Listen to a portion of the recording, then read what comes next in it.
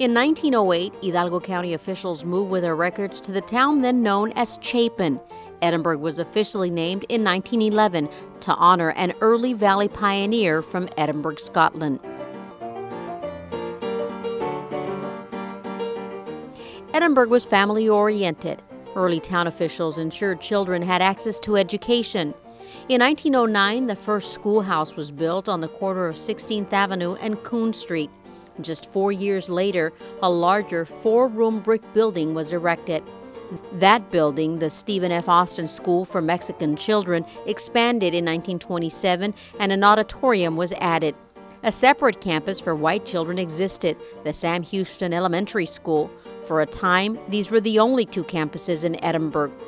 Still a relatively new city, in the 1920s, officials recognized a need for post-secondary education. They founded Edinburg Junior College in 1927 as part of the school district. As time passed, demand grew, and the institution transformed into today's University of Texas Pan American.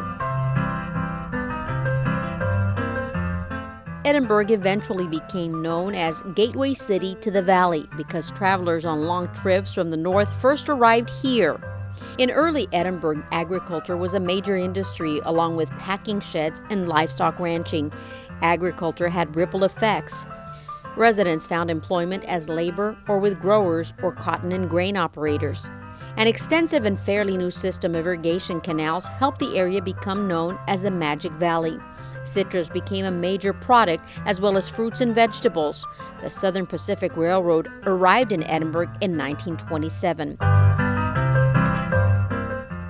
Even in its early days, Edinburg was also a healthcare hub in the Rio Grande Valley because of city leadership. The town built Grandview Hospital in 1927.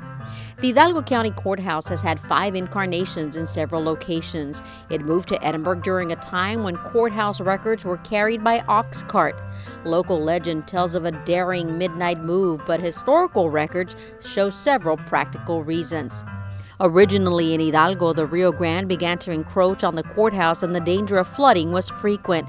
Additionally, under Texas law, it was required that the courthouse be close to the geographic center of the county. In 1908, a tent in Edinburg served as a courthouse until a third version, a frame building, was erected. A masonry courthouse was built in 1910, a dramatic moment in our history.